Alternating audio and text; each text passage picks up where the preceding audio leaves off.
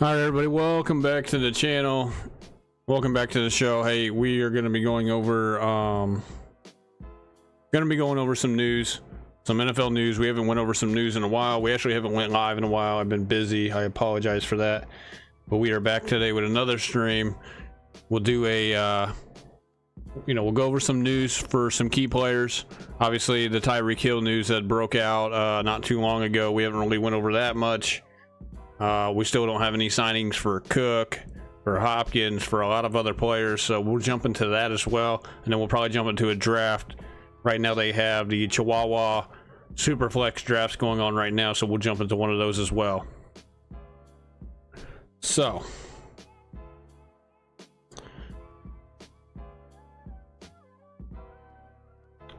let's go over the news here first. Let me check one thing real quick.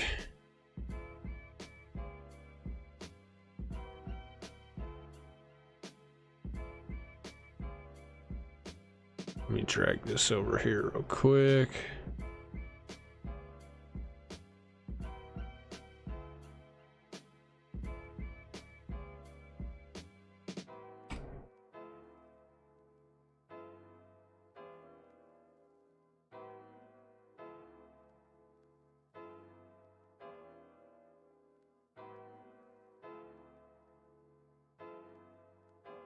See, I forget. I'm just gonna leave the comments alone.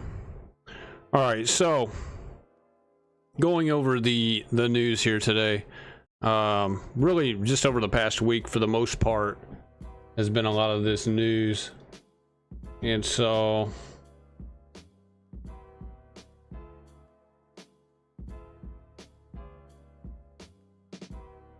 all right, so let's get into our first piece of information here. So Jordan Addison of the Minnesota Vikings, the rookie out of USC and out of Pittsburgh, obviously drafted in the first round. Vikings coach Kevin O'Connell said he's expected Addison to be a full go for training camp coming up. So that, that's good news. He's kind of been battling an unspecified injury, it says here. We don't really know what he's been battling, so it's good to see that the coach has come out, basically said he's going to be ready to go for training camp. You've seen kind of his stock in fantasy football drafts. You've seen it kind of go down a little bit for the most part. Like, he was pretty much going at the end of round 6 routinely, actually even middle of round 6 every now and then, and he was starting to fall into that round 7. So because people seen this injury come up, and it kind of been lingering around, and people don't know what it is, like, unspecified, it says here. So the fact that he's going to be ready for training camp, that's good news. If you've been drafting him, maybe you've been getting that discount on him in round 7 for some of these drafts, over the last couple of weeks.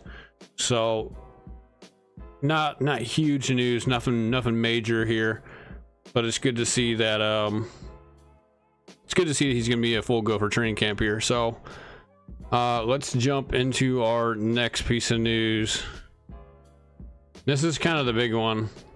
We'll go ahead and go over this one next. We might as well.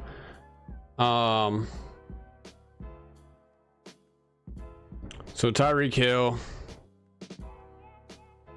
says he's under police investigation for allegations of assault/battery at the Miami Beach Marina. The Miami-Dade Police Department announced Tuesday, so this was almost a week ago. Obviously, I'm a little late to this. Anybody that's been following the news, you guys know about this already.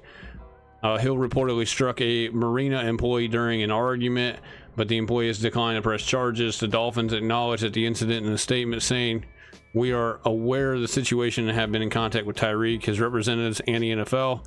We will reserve further comment at this time." Now, it says that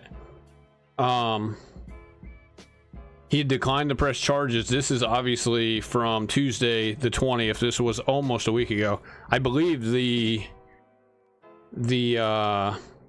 guy actually has I think he's announced he's gonna press charges against Tyreek Hill. So yeah, this is kind of, I'm looking for maybe a new, let me see if I can find a new report. This one was obviously from Fantasy Pros.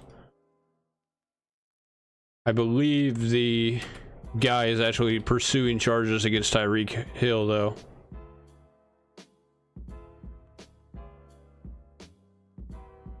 Yeah, it says he's to face charges after allegedly slapping a 57-year-old man in Miami.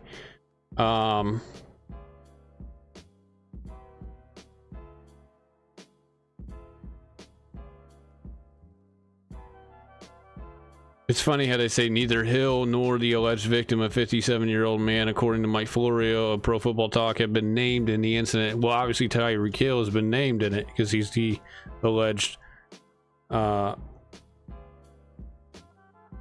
alleged guy who slapped the guy. So,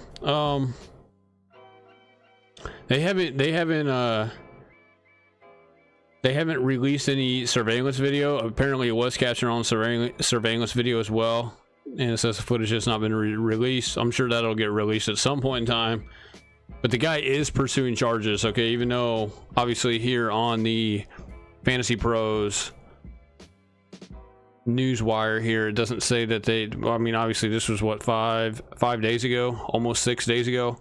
So the guy is actually pursuing charges though, so that is kind of a big deal. How does this affect him to a degree? I mean, obviously it affects him negatively. I still see him drafted routinely inside the top 5. I don't think the NFL is going to come down on as hard on him as that's the first you heard of the Addison injury. Yeah, Addison's it's been in the news for a while. Really, it's never said really what his injury was. So, but he's gonna be good, man. I wouldn't worry about him if you're an Addison owner. If you plan on pursuing to take Addison in round 6 or 7, I think he'll be fine. So, anyways, back to Tyreek Hill. I still see him routinely taken inside the top 5 in normal fantasy drafts. Obviously, we have the Superflex right now, so he still goes though inside of round 2 usually in the Superflex as well. I don't think anything's going to come of this, if I'm being honest. This isn't the first time Tyreek Hill has been in the news for obviously off the field issues. He's going to pay a lump sum of money probably to this guy for at some point. Does the NFL come down hard on him though? Maybe if the footage gets released and it's like bad enough, but I don't know, man. Maybe like a 1 or 2 game suspension is about all I see if they actually do anything. If I'm being honest, just because I don't know, man. Kamara hasn't been suspended yet.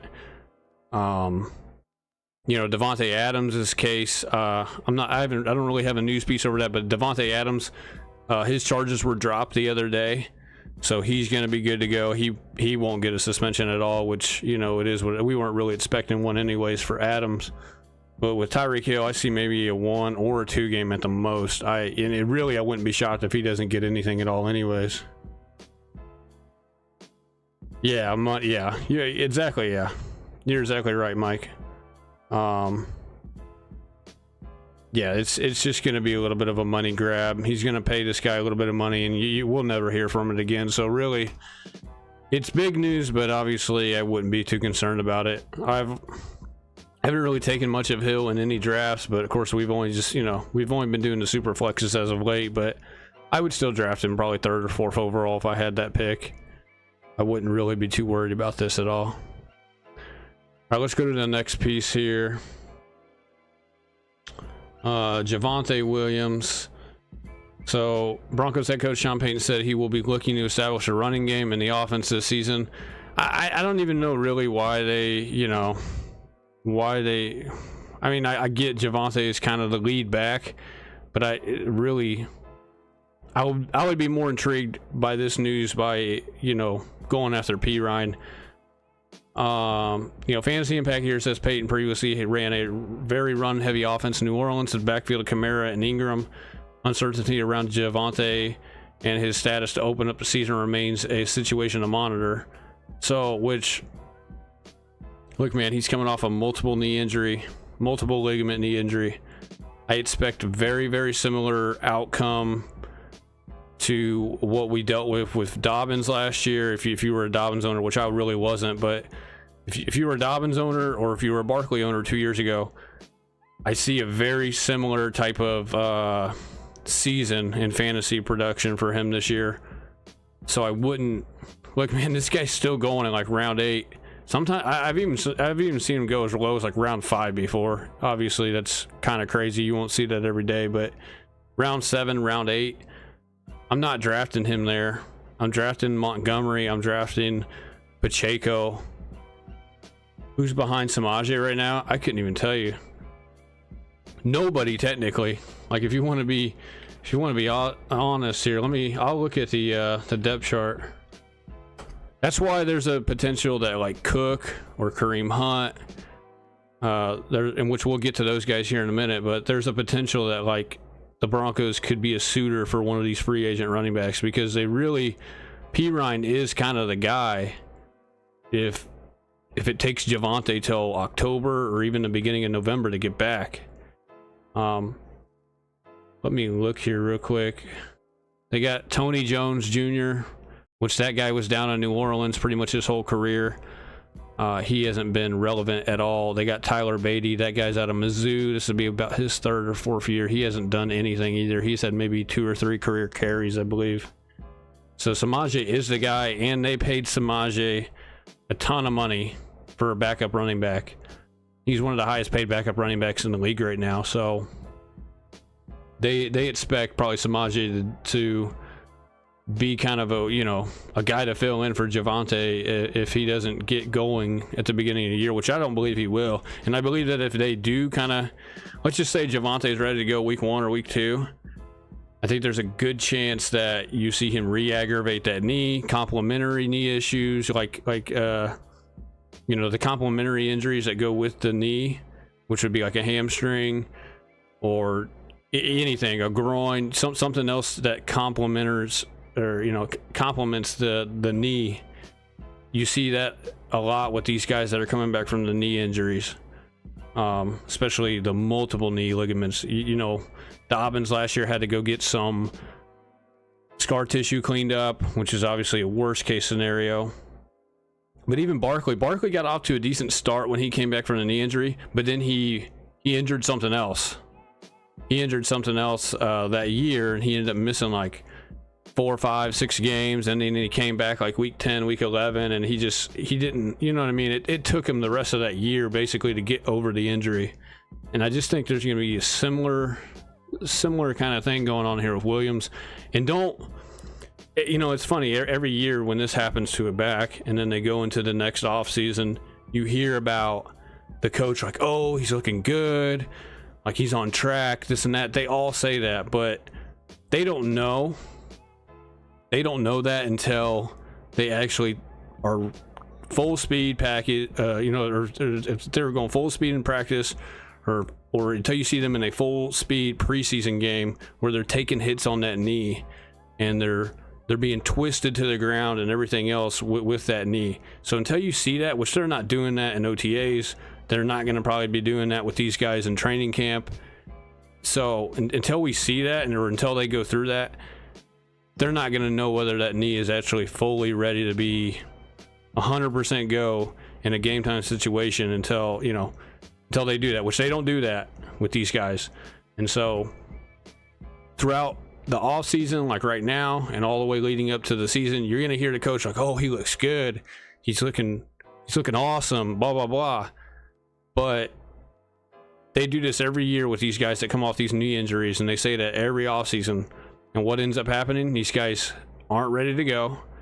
They end up suffering complementary injuries to go with it, and whenever they do come back. And so I'm not very high on Javonte this year. I'm just not. Breece is different. Breece Hall's different. Okay. And I can break down exactly why, but if you've heard me talk about it before, Breece Hall is a little bit different situation in my opinion, because the guy is literally the 1% of like an athlete at the running back position. There's very few like him, and he didn't have a multiple ligament knee injury like Javonte or like JK or even Barkley a couple years ago. He just had the clean ACL tear. So I feel a little bit different about Breece Hall than I do somebody like Javonte. All right, let's go over our next piece of news here. like I said, we'll get to Dalvin Cook and Kareem Hunt here in a little bit. I'll save those guys for last.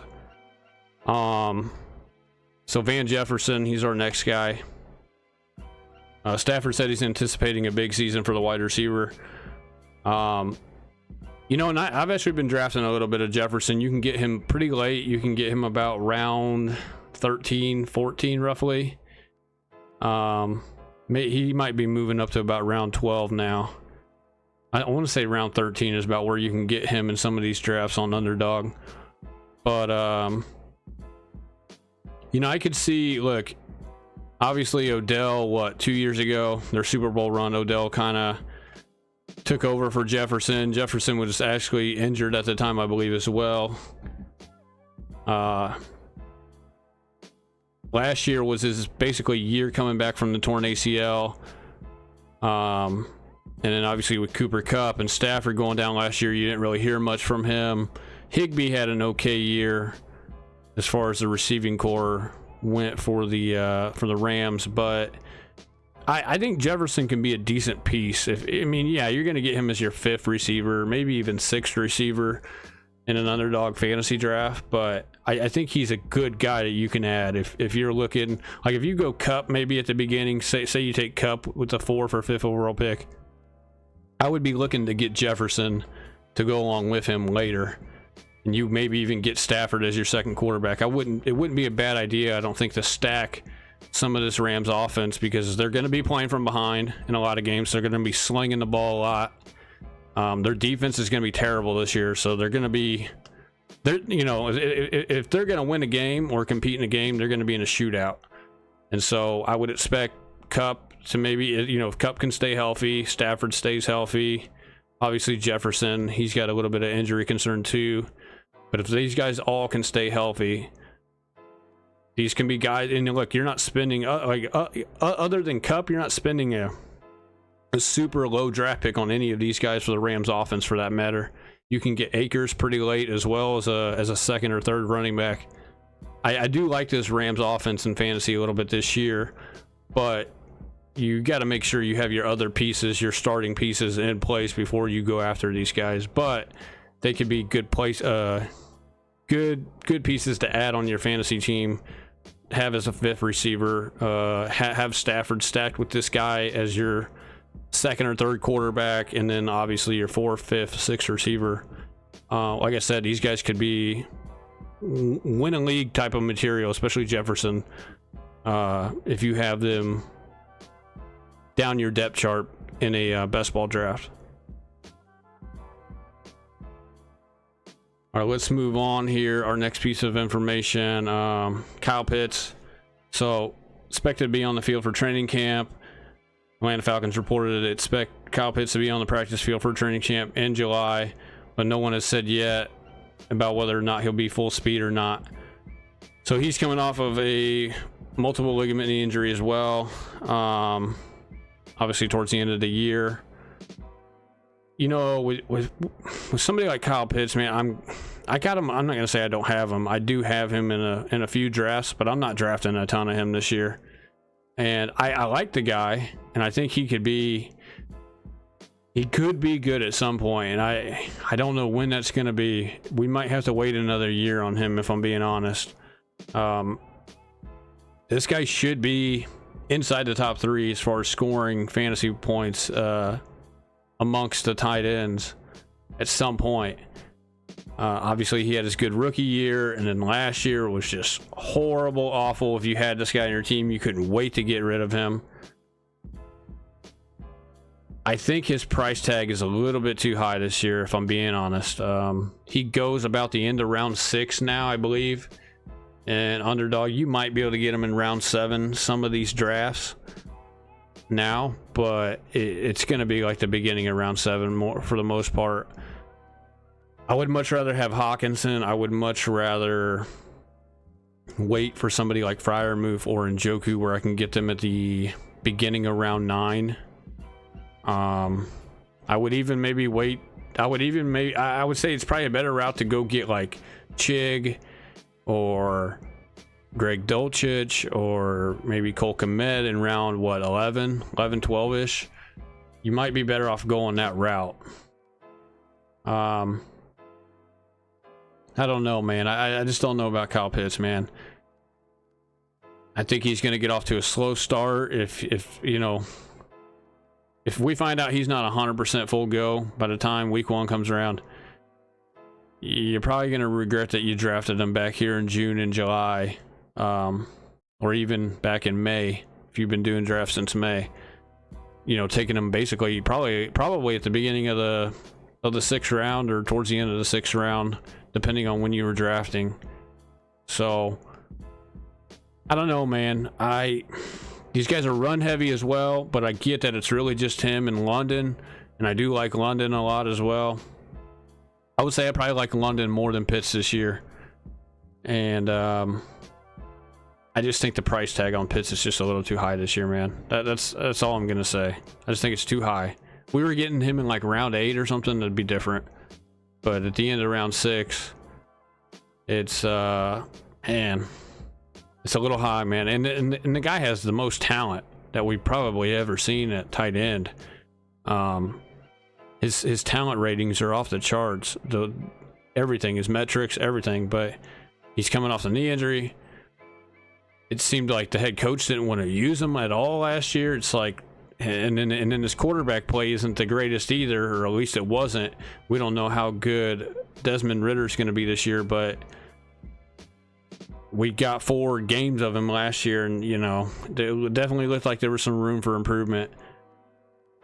I think I'm just going to take a pass on Pitts this year for the most part, and would rather maybe wait on Freiermuth and Njoku, or even some of those later tight ends at round 11 or 12.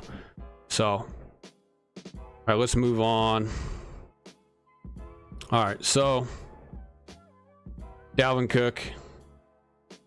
You know, this isn't like huge news. Obviously, this has been out since the 20th, so beginning of this week. Free agent running back Dalvin Cook said on Adam Schefter's podcast that it would be an epic for the NFL if he and the free agent wide receiver DeAndre Hopkins landed on the same team. You know, this is just kind of like, I don't know. It's not really relative, you know, it doesn't really matter. I mean, I'm sure there's a lot of guys out there that are like, oh yeah, I'd love to play with that guy, you know. I'd love to, you know, this isn't the NBA. You know, the chances of this happening probably aren't the greatest, but I would say, because I think there's a better chance that Cook ends up either in Denver or Miami. Miami would probably be I still think Miami is kind of the leading candidate to land Dalvin. And with Hopkins, man, I don't even know anymore. I don't even know where Hopkins is going, dude. I couldn't even tell you. Really, at this point, Hopkins could go anywhere. I don't think really Miami or Denver, though, are... I don't think they're really in the running at all to get Hopkins. I still see... I mean, it sounds like the Titans and the Patriots so far.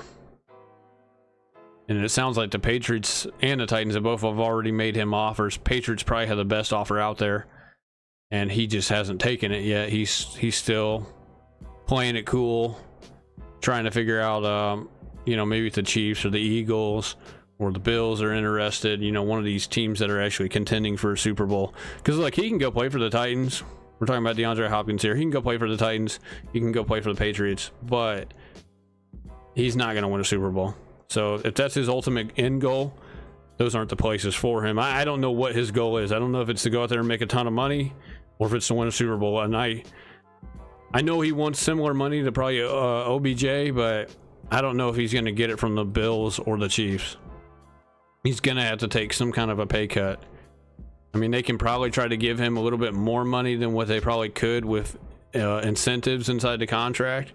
But if they don't do that, I still think even if they do that, they're not going to get to the level of money that, you know, OBJ is getting, or maybe some other team that has more cap room can offer him. So, you know, as far as Cook goes, like I said, I can see Denver because of the Javonte thing, and you know, they can sit here and say all this good news about Javonte all they want. The guy still has a multiple ligament knee injury, which, and I'm telling you, man, it's going to take him at least more than half the year, probably till about November, to really be ready to go. And until then, they're gonna have to use Samaje Perine, and they might go out and get Cook or Kareem Hunt or Zeke or Fournette. They could go get any of those guys. It wouldn't shock me. It would probably be in their best interest to, if like what Sean Payton is saying here, where they want to establish the run. So, I mean, because Perine could get injured at any moment, and I don't really think Tony Jones Jr. and Tyler Beatty, there's Cook is better than both of those guys probably put together. I would even probably rather have Fournette or Zeke or even Kareem Hunt over those guys if I'm a head coach or if I'm a general manager. So, and Dallas is always kind of an option as well. I don't know what's going on with Dallas either. They might sign another running back too. I'm not quite sure. I could see Dallas being an option for Cook as well. And if that was the case, obviously Tony Pollard would slide down probably a round or two in fantasy this year if that was the case. So yeah, Cook, man, he says it would be epic to team up with Hopkins. This is obviously, it's cool and exciting news, but it is what it is. It's nothing to do a backflip over. I mean, I'm sure there's a lot of players out there that say stuff like this, so it doesn't really mean anything until something happens. Let's just put it that way. All right, last piece of news: Kareem Hunt. This would have been on the 22nd, so actually Thursday, so 3 days ago or so. He said he's being patient with the current running back market. Hunt stated Wednesday, he says, quote, "I'm enjoying my time with my family. I'm training and working hard and just staying ready." So, Kareem Hunt, yeah, I still think he's going somewhere. I don't know where he's going, but he's gonna go somewhere. This guy doesn't have as much mileage on him as like somebody like Zeke and Cook. He's been splitting time for the last 3 years or so with Chubb. Obviously, he led the league in rushing his rookie season with my Chiefs, and then obviously ended up getting kicked off the team. And then obviously he's been with the Cleveland Browns since. I would be shocked if he doesn't end up somewhere before week 1, to be honest. Once again, Denver's in the running.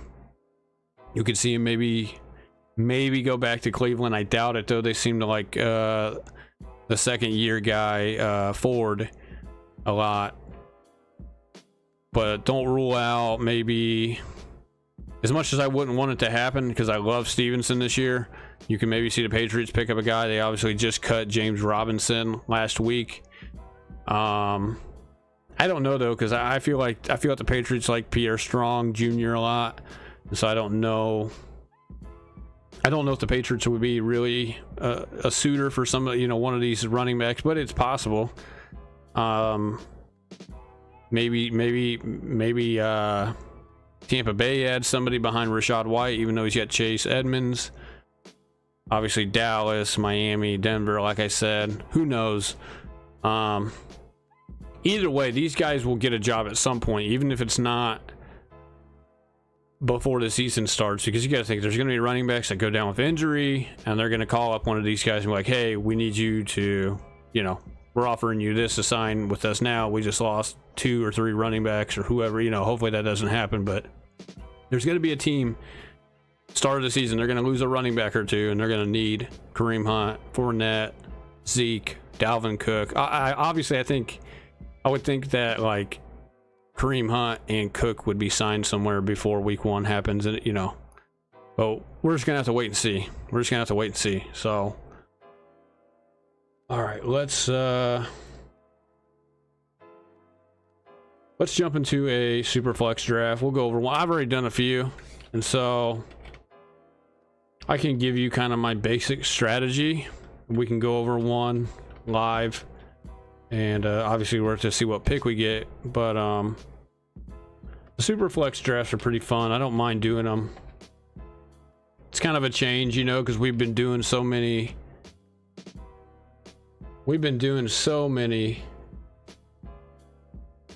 of the regular draft, so it would be nice.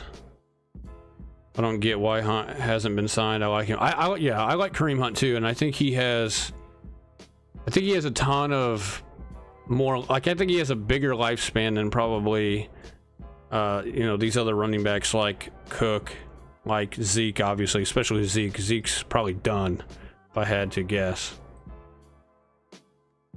Because Zeke is just, he's got so much mileage on him, you know?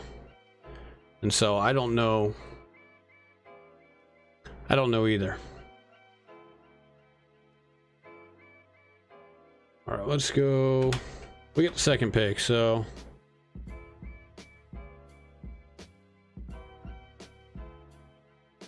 let's go up here to the top right. This is good. I actually just had a draft not too long ago. I did a draft like maybe 2 hours ago or so, and I had the number 1 pick. We actually drafted a pretty good team. The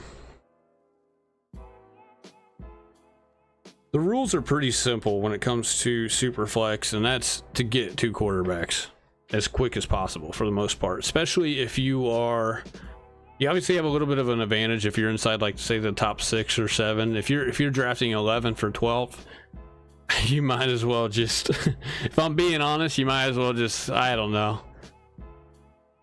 you might as well just cry in a corner, because you're missing out on the top 8 quarterbacks, in my opinion. So, and I think there's a huge drop off after that. And I mean, grab Jefferson and Chase, I guess.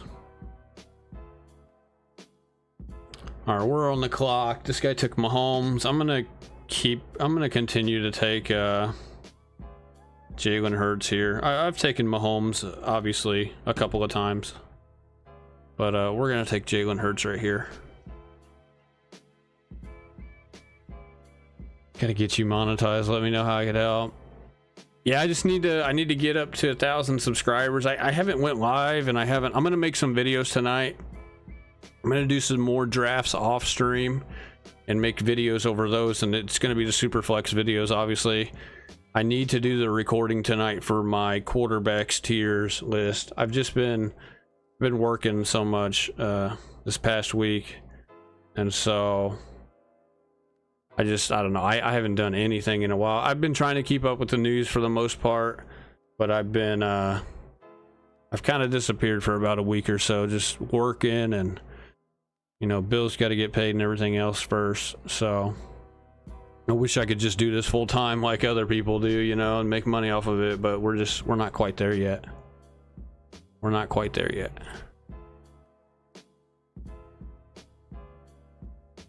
But yeah, I need to do some recordings tonight. I'll probably do that as soon as we get done with this draft. I'm going to get off, and then I'm going to start doing recordings, and then obviously I'm going to do some editing probably overnight to make videos. I'll have one ready to go in the morning for the most part. So see now, like, all these quarterbacks are actually going. I've actually seen, for the most part, I've seen Trevor Lawrence fall to like 10 or 11. If you can get Trevor Lawrence at 10 or 11, take him and run for the hills, because you really shouldn't get him if you're down here at 10 or 11. I seen somebody earlier, actually, he was in the 10 spot. He missed out on Trevor Lawrence just like this guy did at 10. He drafted like 7 straight running backs, rounds 1 through 7. I don't know what that guy was thinking. I don't even know if he ended up with another quarterback. He had one quarterback, and it was CJ Stroud. And I don't know who his second quarterback was. I'd have to go back and look, to be honest. But that guy obviously made a mistake. I'm starting to see Anthony Richardson go here at the beginning of the second round. That's good.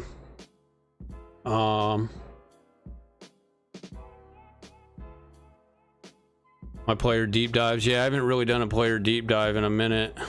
Like I said, man, it's so much work, man. It's so much work to go over. Like, I'm gonna try to make more videos this week, though. I promise you. I might do another one of those. I try not to make the videos too long, though, is the thing, because I don't want people to spend too much time, you know, on one video.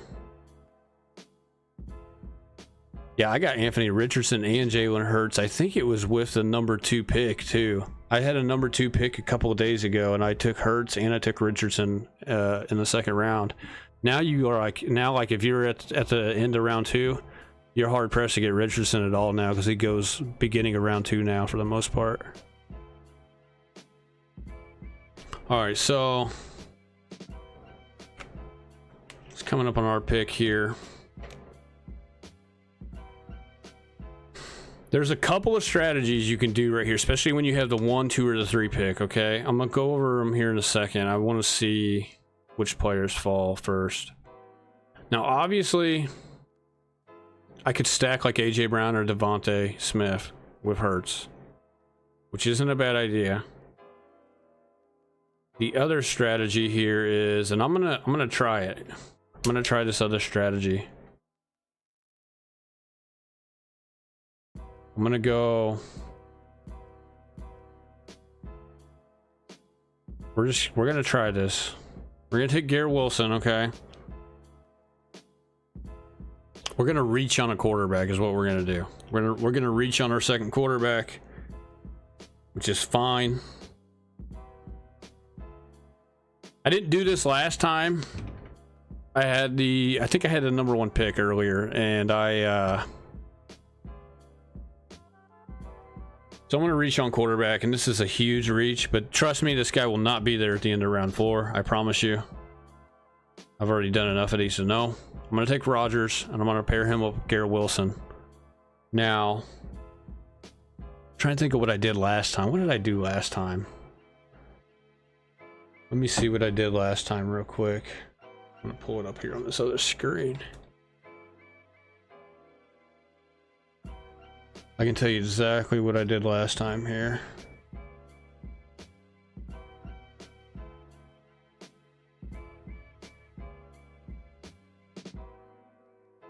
All right, Chihuahua super flex. Okay, so I had a number 1 pick. I took Jalen Hurts first with the first pick, and then I took Devontae Smith, and then I took Geno with the 3rd pick, and I was hoping I could get DK Metcalf like right here at 48. And what happened was DK went right here at 47. The guy right before me with the pick right before me took DK. But I was like this close to stacking DK with Geno, and then obviously I stacked Devontae with Jalen Hurts. And that's kind of what you want to do here. Is you want to at least get one kind of stack here, or at least maybe even 2 stacks of a quarterback and a receiver with these first 4 picks. I think that's kind of the strategy. Whenever you have to have like one of the first 3 or 4 picks to do it though. I mean, you could obviously do it maybe with Burrow. You'd have to get lucky though. You're not going to see Jamar Chase. There's probably nobody that has a Burrow Chase stack, now that I think about it. If they do, they're super, super lucky. Like, super lucky. I'm trying to think. You could do it, obviously, with Josh Allen. Like, this guy did it with Allen and Diggs. I will say, though, like, if... See, and, like, this guy took 3 quarterbacks, I'm telling you right now, if especially... Like, who hasn't... For the most part, we don't have any idiots other than this guy right here at the 5 spot. This guy's draft is done. He doesn't have any quarterbacks. They're all gone. You have to, like, especially if you're within the top, it's easier to do it if you have a top 3 pick or even a top 4 pick. You have to take 2 quarterbacks within your first 3 picks. You have to, or you're gonna miss out. And then if you do what this guy did right here, that's just dumb. Don't go three rounds without a quarterback. Just don't do it. If you do that, you're not going to have a chance of getting out of the first round. I guarantee it. Which is against the people you're drafting against. So, receiver can wait for the most part. You only got 2 receivers in this format, so get one. You don't need to. I wouldn't have did what this guy did either. I wouldn't have taken 2 receivers. I would have taken a quarterback here at the number 1 spot. I would have taken a second quarterback. He's going to regret that he didn't do that, especially if I take one. This guy should take DK. He didn't do it. So see, Devontae Smith is still on the board here. This is tough too, because I like Ramondre. Did Breece Hall already go? Okay, yeah. Oh, he took Ramondre. Okay, so this is easy. We're gonna take Devontae Smith, pair him up with Jalen Hurts, and then we're gonna go running back. Obviously, I was hoping Stevenson would be there. That would have been like a dream come true. This guy should have taken quarterback, but he didn't. So kind of dumb on his part. He takes DK. That's fine. This guy right here in the 4 spot, he should have taken DK or Keenan Allen or somebody to stack with one of his quarterbacks. Dang it, dude! He took Najee, man. All right, well, we got to take a running back here. Good grief. I'm taking Walker. I'm not taking Gibbs or Etienne. I was hoping it was going to be Najee there. Gosh. But see, if I take Najee right here, this guy probably takes Smith, and I cannot risk not getting my stack because Smith shouldn't have been here. Like I said, I got Smith ranked higher over literally like all of these guys except for St. Brown. I have him ranked over Adams, Waddle, Ridley, even Olave, and T. Higgins. So I'll take Devontae Smith down here all day. I don't know why people disrespect Devontae Smith so much. He had more catches than AJ Brown did last year, and he's technically the number 2 receiver. So I've already kind of went over Smith for the most part in the receiver tier video, but that's fine. We'll continue to take advantage of people that make mistakes. I'm taking Kenneth Walker over Gibbs. I like Gibbs, and I actually took him wasn't this draft. I took him in another draft though. I just don't like Gibbs in this format. He's not the guy who's going to be running between the tackles for the most part, and he's not the guy who's going to be getting the ball inside the 5-yard line between the tackles either. It's going to be Montgomery. As long as Montgomery stays healthy, it's going to be Montgomery for the most part. And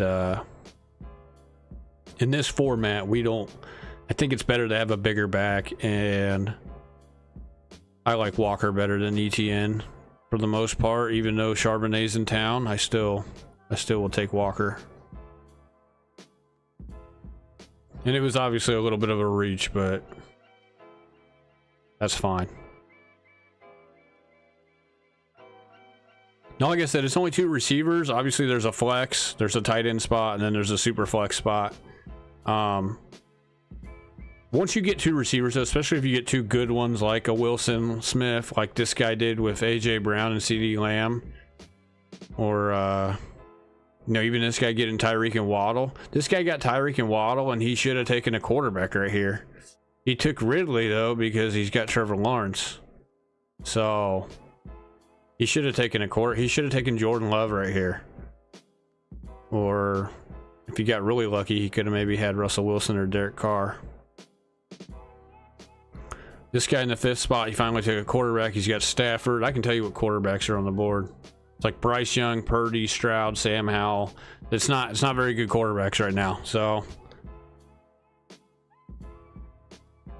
let me pull up I'm going to pull up the phone view here in a second.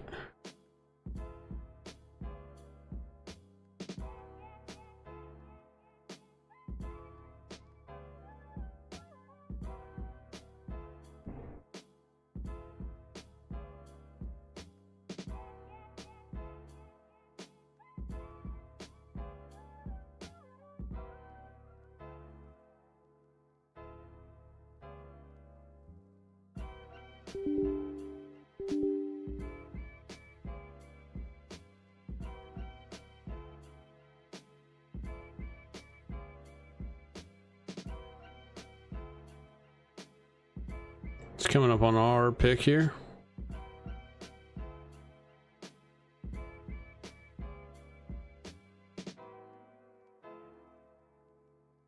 All right, this is going to be a pretty easy pick. We're going to take another quarterback. I'm going to take Sam Howell because I like him, and it's a premium to have quarterbacks here. You don't want just two. You maybe want to get a third one. I would say you probably want to get at least 3 within your first 6 or 7 picks here, especially if you're at the beginning. Because really, see, this guy needs a quarterback, and I just probably took the best one that was on the board. Now he's got Mac Jones, Ritter, Trey Lance, Jimmy G, Baker Mayfield. And so that's probably not going to cut it. He should take a quarterback here. If he doesn't, then he doesn't. But I'm going to take the next guy that I like. I'm trying to think, will this guy fall to me? Looking to see how many running backs have been taken. I think that receiver will fall to me, so I'm going to take the running back that I like the most. I like Dobbins a little bit, but I'm liking this guy just much better right now. Just a little bit better. A little bit better. I'm liking this guy a little more. We're going to take Dameon Pierce. So see, this guy took Mac Jones. This guy has 4 quarterbacks. He might take another one. I wouldn't be shocked.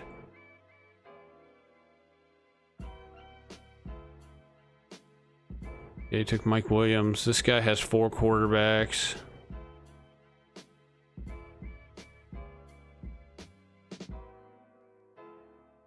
Two. This guy.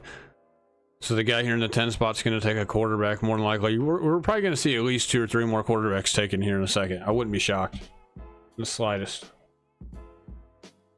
This guy at the 1 spot. You can't be 6 rounds. Need to update this app.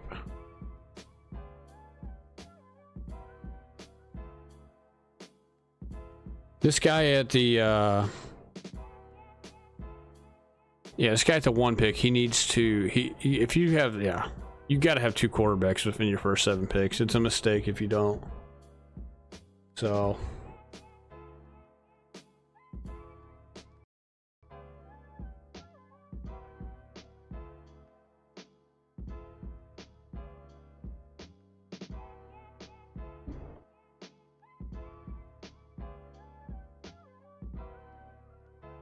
this thing is being weird.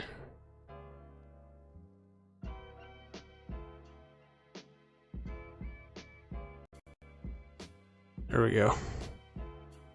We're not gonna mess with the phone view. I should have had it up already. I should have put it up before I got into this. We're just gonna go off the big board view for now to the end of the stream. So all right, so our goal here obviously is to get Dotson. Obviously,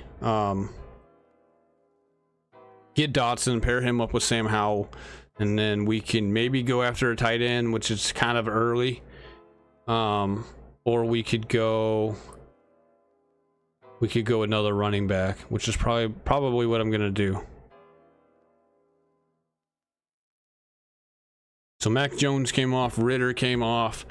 There is Trey Lance, Jimmy G, Baker Mayfield, Tannehill, Jacoby Brissett, Will Levis, Mike White, Kyle Trask, Sam Darnold. Those are the quarterbacks that are left. That's what this guy is dealing with here at the number 1 spot. That's what he's gonna end up having to settle for. There goes Jimmy G. So right here, this is a mistake. I don't care if you got Patrick Mahomes. This is a super flex league. Even though he has the best quarterback, arguably, in Superflex, you've got to have another one to go with. You got to have at least another one, or maybe 2 even. He should have probably done what I did, which was get one here in the 3rd round and then get one in round 6 or 7. But not everybody is I don't know, as adapted to a Superflex league, which I'm not really either, but I know you can't wait on quarterback like what he did. I've already done enough of them, and I've done enough to know, like, especially when you're at the beginning, and like whenever you're at the beginning, you have such an advantage because you're already going to get Mahomes, Hurts, or Josh Allen, or Herbert, or whoever, Joe Burrow. So you're already getting really a top tier quarterback for the most part, and then you can add somebody like Geno, Rodgers, you know, Stafford or whoever you want. Jordan Love, Jared Goff. See, Trey Lance came off, Tannehill came off now. Or it's our pick. Yeah, this is pretty easy. We're just gonna go ahead and take Dotson. I want another stack with my QB, with my third QB.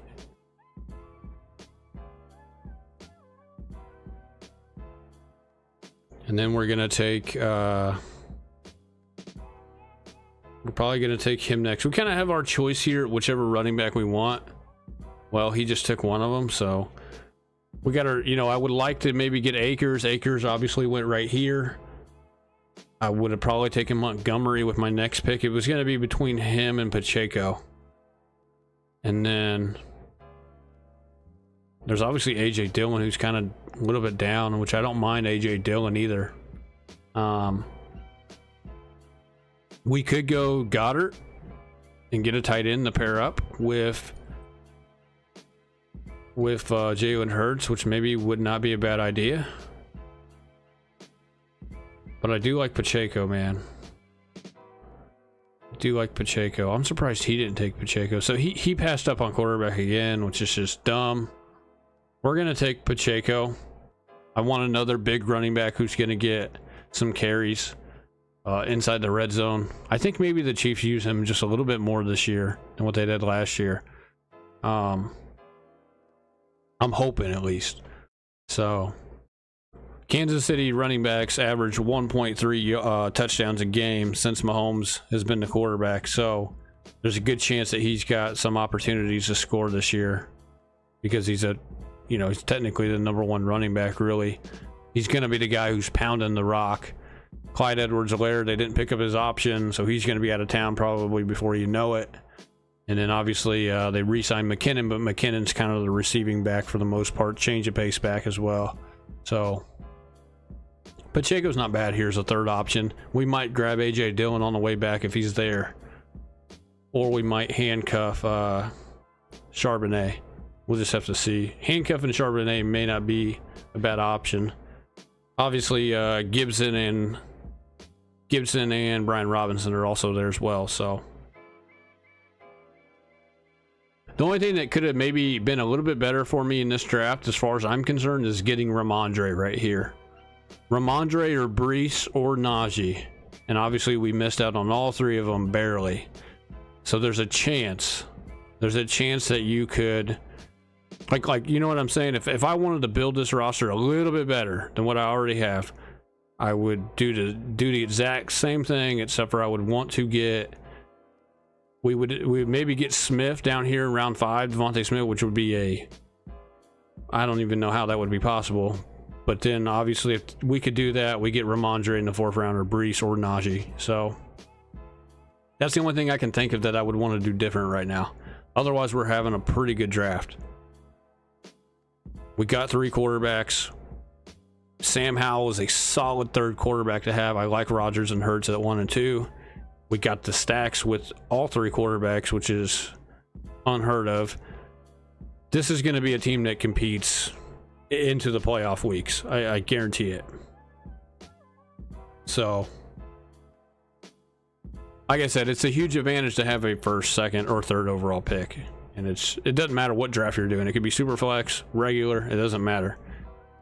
Huge advantage, because you're getting the first shot at the best players. And so, not saying you can't mess it up, you can always mess it up, but it's kind of hard to. The only thing that could really go wrong for you would be injuries, obviously. So, probably going to take a tight end here with one of our picks. This guy has George Kittle. I don't see him taking another tight end here at the #1 spot. Guy at the #2 spot or the #3 spot needs a tight end as well, though. We'll have to see who he takes here.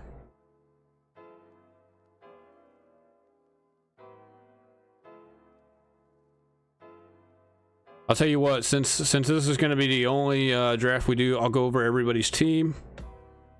We'll break down real quick what each person did and how their team looks.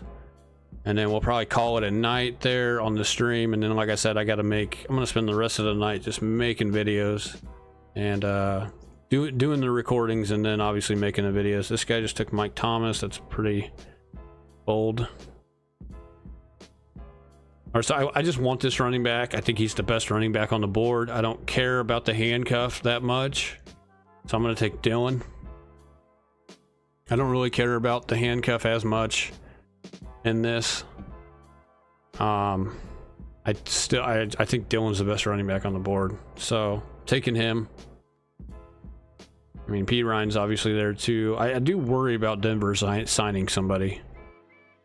Okay, so he left Freiermuth on the board. I'm gonna take Pat Freiermuth. We could take Njoku. I just like Freiermuth more though. I think Freiermuth's really, really good. I think it's a little safer option too than Njoku. So that guy took Charbonnet. That's fine. I don't, not losing any sleep over missing out on Charbonnet, to be honest. It would be nice to handcuff him, but you know, it's not a must every single time. It's not a must. Obviously, if something happens to Walker, that's gonna suck, but I think Walker will be okay for the most part.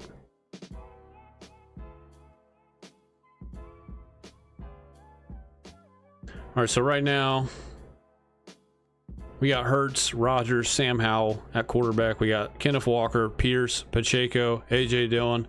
Like I said, what do all these running backs have in common? They're all big 220-pound running backs that can tote it between the tackles, which is what you're looking for, especially in a format like this where there's no bonus points for receiving.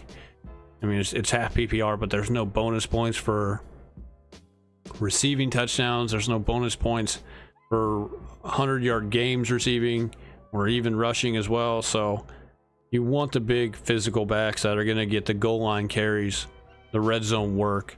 That's kind of what your bonus points are in in a league like this on Underdog, and that's basically every Underdog draft for the most part.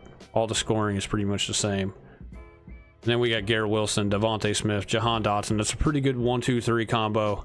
We're only starting 2 receivers anyways, so those are 3 decent receivers for the most part as our top 3. We'll go get some other receivers later, obviously.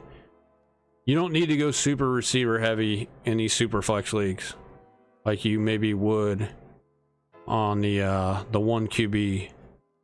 So because in the 1 QB you're starting 3 receivers, and you know, the receivers go pretty quick. They don't go as quick in the super flex leagues because, as you can see, all the quarterbacks that went right here in the first 3 rounds, a ton of them. So you're getting Devontae Smith in round 4, Christian Watson round 5. You're getting these guys to fall to you. Look at that. Christian Kirk fell to the end of round 6. That's crazy. That's crazy good value. So where you can just kind of wait on receiver for the most part. And really, you can just kind of wait on running back, which is kind of what I did for the most part as well. We took our first running back in round 5. I think this is kind of the strategy, though. This is kind of the strategy whenever you have a top 3, top 4 pick.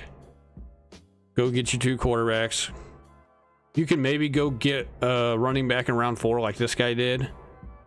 Get Ramondre or Breece or whoever. But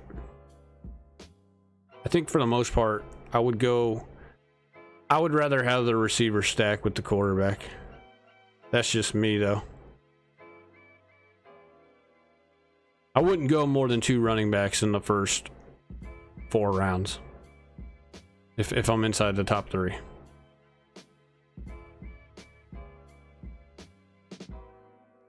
Trying to think what this guy did. See, like, because this guy right here, like, yeah, it's cool. He's got Bijan and Stevenson, and he's got Diggs and Allen.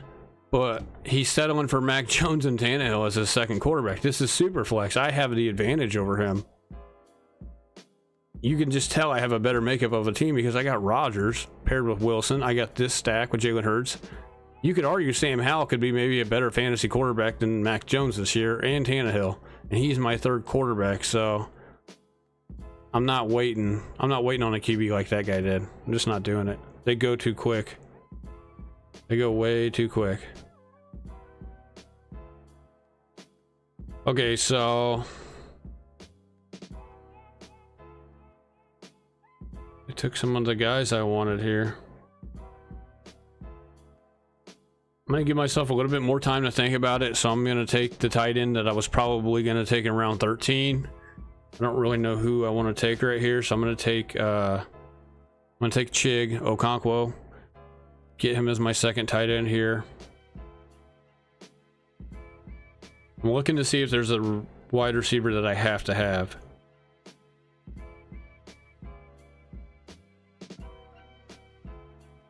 There's Mingo. Mingo's still out there. So is Nico Collins. Zay Jones is at the top of the board, obviously. This guy might take him, though. So was Myers. Myers was there, too. We could go get Jerick McKinnon as well. McKinnon's out there. We could stack him or handcuff him to Pacheco.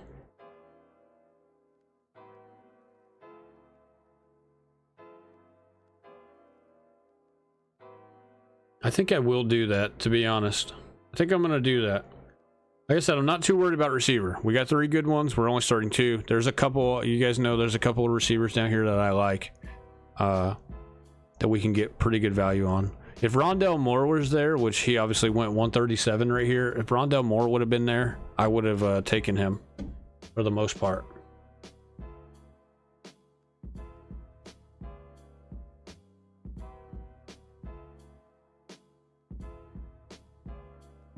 So yeah, if Rondell Moore would have been there, I would have taken him. But let's take McKinnon. Let's handcuff him with Pacheco. Let me look at my bye weeks here. I got 2 bye week 10s, which is Pacheco and McKinnon.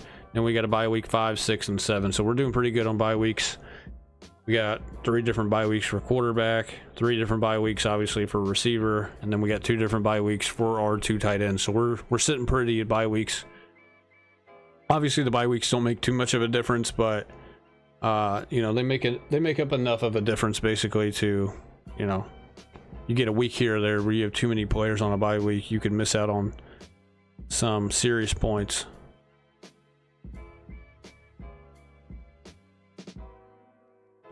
Yeah, see this guy's the number 1 spot. Do not do what this guy did. He took Mahomes, and then he doesn't have another quarterback at all.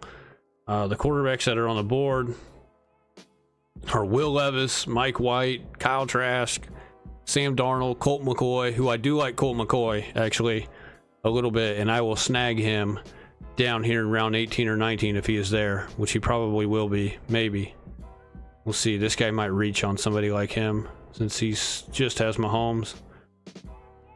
You can't do that from the number 1 spot, man. You can't do it. Not in a super flex. I don't care if he had the best receivers and the best running backs, which he does not. I mean, he still only has Najee and Montgomery at running back, so you would expect better, to be honest. I don't even get that. Don't do what that guy did. When you have the number 1 pick, you have such better odds basically to end out on top, you know, as the top 2 guys in your 12 man to make it out of the first round. But this guy has no chance.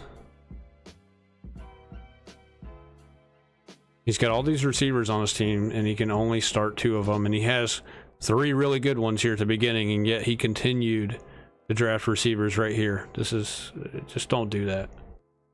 It's not good strategy at all.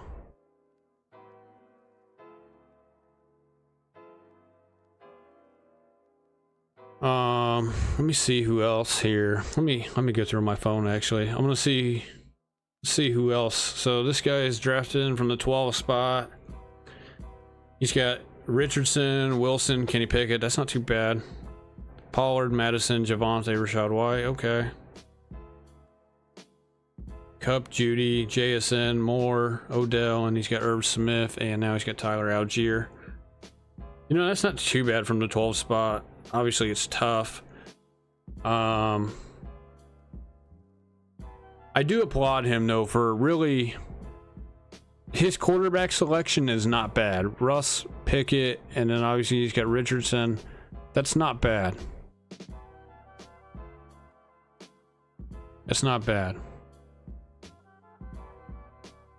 I would like to see a couple more stacks. He's got Judy and Russ. I don't know if I'm drafting Judy right here, if I'm being honest, man. That seems kind of early. I would much rather have some of these guys that are down here in round 6 over Judy. You guys know that too, obviously. But I understand if he wants to stack, though. If he wanted to stack, then he got the stack. So, all right, it's coming up on our turn here. Mingo is still on the board somehow. I have no idea how that's possible. This guy better take him or I'm going to.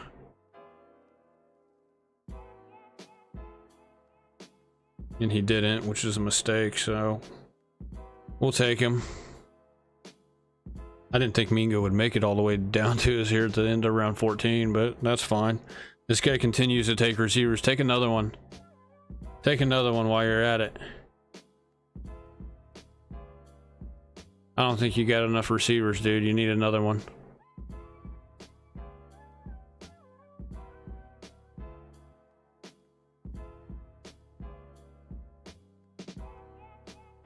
What an idiot.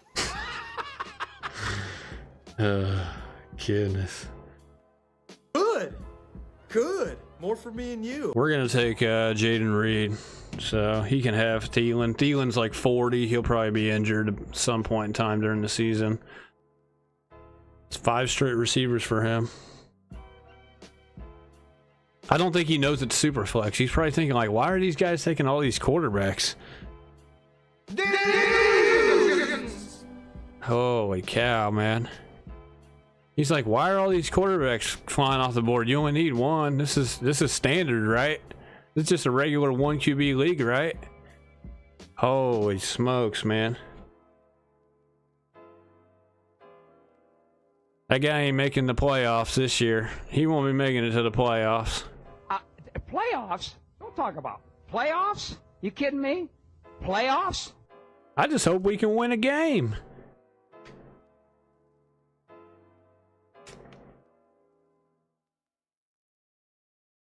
I thought about Jawan Johnson, but I got 2 tight ends already, so I do like Jawan Johnson a little bit as kind of a deep sleeper tight end. Like if you get him as like maybe your second tight end, I think he's a very good option this year for the most part. He's decent. Taysom Hill's not bad either, but you want to make sure you get him as tight end 2 or 3 at the very least, probably 3. He's always got that rushing upside, but that's about it. But I wonder each year, how are they still going to keep using them? Obviously Carr's in town. I still think they're going to use him to a degree, and especially if Kamara gets a hefty suspension this year, Taysom Hill could be good value down here around 15, 16, or 14, wherever he goes. I think he goes about around 14-ish, kind of in a 1 QB league. So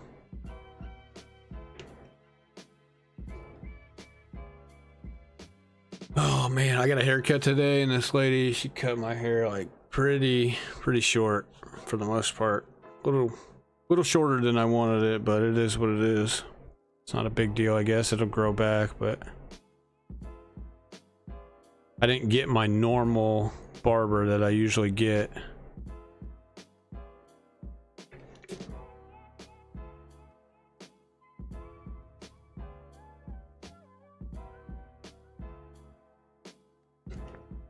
So we're sitting pretty good here. I don't know how I got Mingo so late.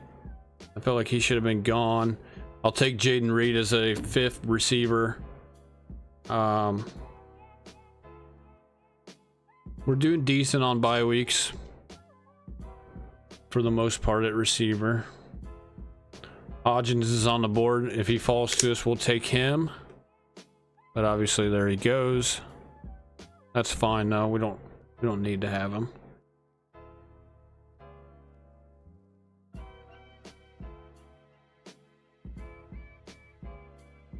All right, so I'm gonna tell you guys what I'm gonna do here. And did this guy go already? No. Okay, I'm just missing him. There he is. I'm gonna tell you guys what I like to do here at the end of these drafts, okay? Because obviously I already got my stacks. I got the Hurts Smith stack. I got Rodgers and Wilson. I got Sam Howell, Jahan Dotson. I'm wondering if I should reach on this QB.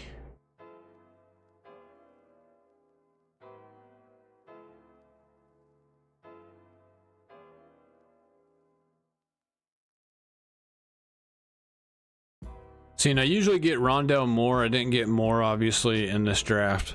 I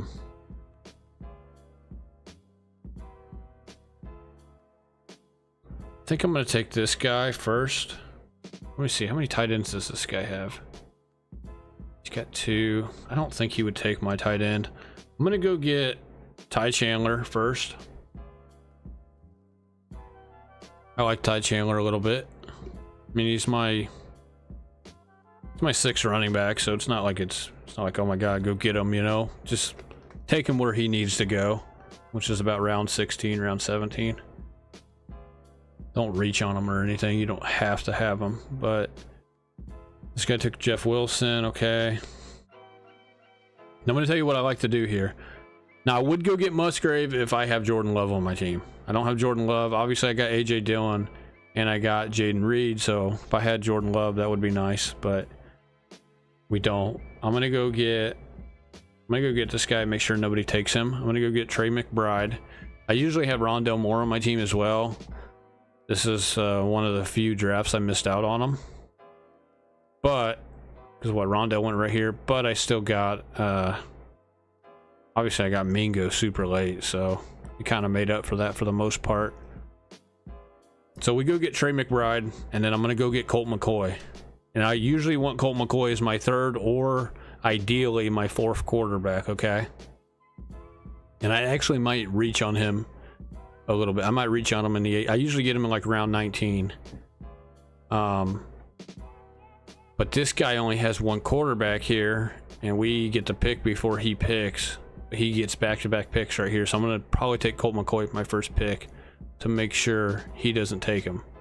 That's unless somebody takes him down here, which I don't think will happen. But obviously there's always a possibility. There's still Mike White, Kyle Trask, Sam Darnold above Colt McCoy. So I've even seen Taylor Heineke go before him sometimes too. So Colt McCoy is kind of my sleeper quarterback, and there he goes. Well, we're not gonna get Colt McCoy. We usually get Colt McCoy down here in like the end of round 18, beginning of round 19, but this guy, I don't know, he must have stream sniped me or something. Anyways, try to get Colt McCoy though down here at the end of round 18, round 19. This is actually pretty rare that he went this early. He usually doesn't go inside of 200.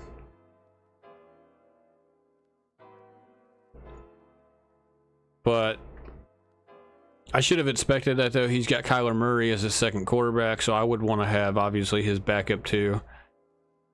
That's obviously a horrible pick to take Kyler Murray in round 5, considering he probably won't play until November. Hell, they may not even play him at all this year. Who knows? So that's kind of a one-off occasion basically of him going kind of early. So ideally though, you'd want to get Colt McCoy down here, especially as your 4th quarterback. That's okay though. We're gonna try something a little different here. Don't worry, I got a backup plan.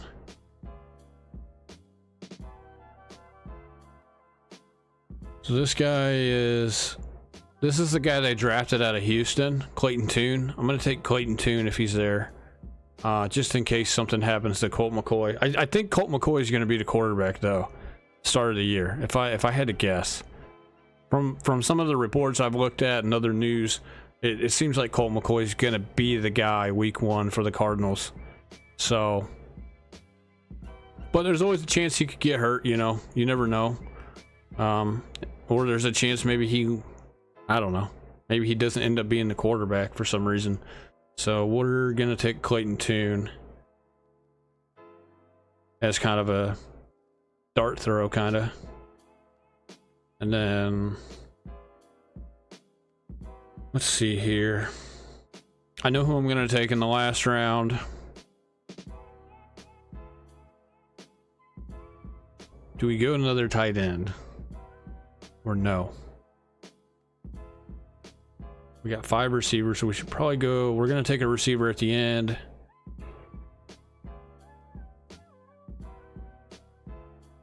Does this guy take my receiver? I don't think he will, right? Josh Downs is still on the board. I usually go Downs. We may go somebody else, though. So let's take Clayton Tune first. I'm just going to make sure I get this guy.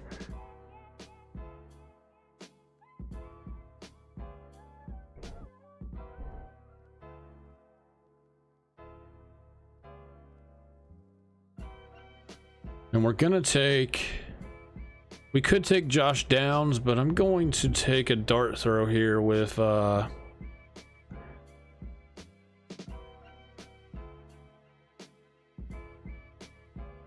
Take Marvin Jones. I love to take Downs too, but we're gonna pass on him here. I'll let somebody else. I'll let the guy maybe that's got Richardson take him if he falls that far. We're gonna take McCole Hardman. Hopes to be ready for OTAs, it says here. Obviously that was a while ago. I think he was out there during OTAs. We're gonna take Hardman though.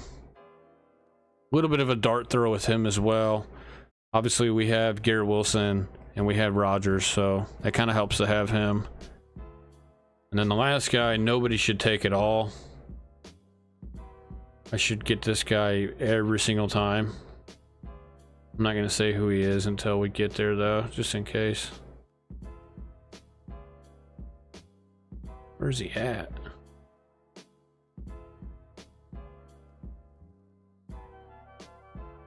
I gotta find him first. Nobody took him, did they?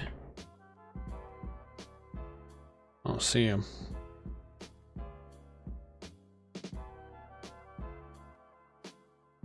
Alright, we got him queued up. I found him. We like, you know, Greg Dortch is out there. We could take Dortch, obviously, if we wanted to go another Arizona guy. And I've, you know, I don't mind Greg Dortch, but I don't really think I need to have him necessarily. It's not a must. Dortch is what, the third guy. Marquise Brown is receiver 1. Rondell Moore is receiver 2. Greg Dortch is receiver 3.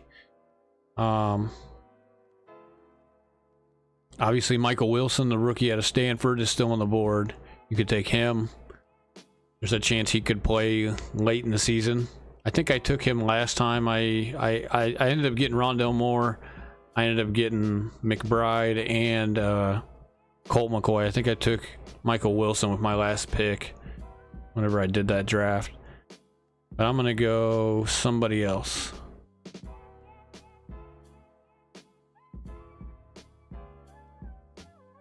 We could go another tight end, but I don't think I really need one, to be honest. I think three is fine. You could go 4 for the most part. I wouldn't go any more than 4 tight ends though. 3 is usually it's kind of a sweet spot for me.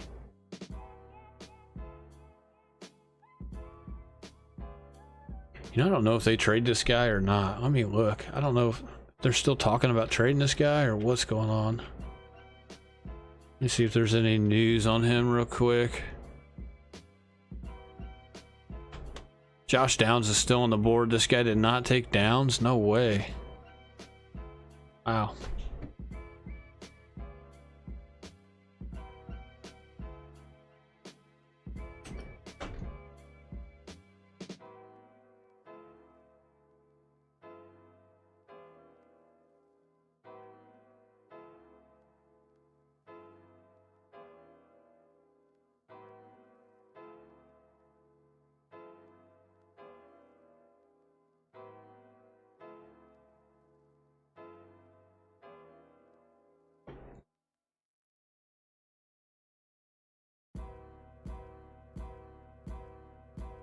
I don't think they're going to trade this guy. I think he's going to stay with the Eagles. So I'm going to take this guy as well. He is a starter.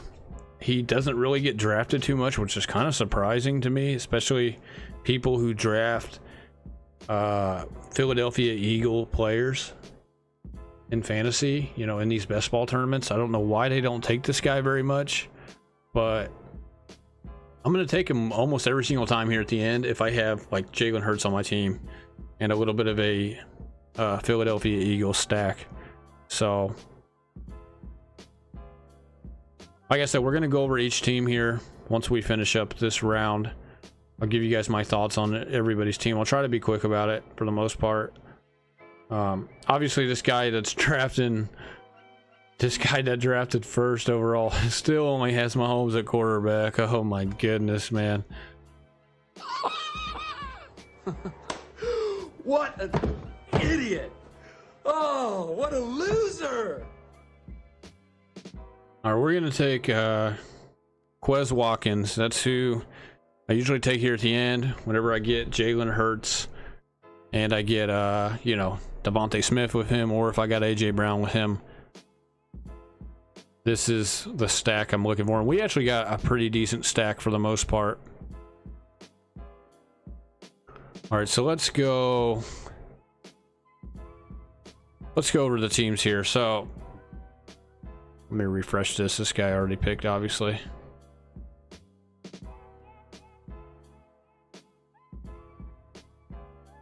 All right.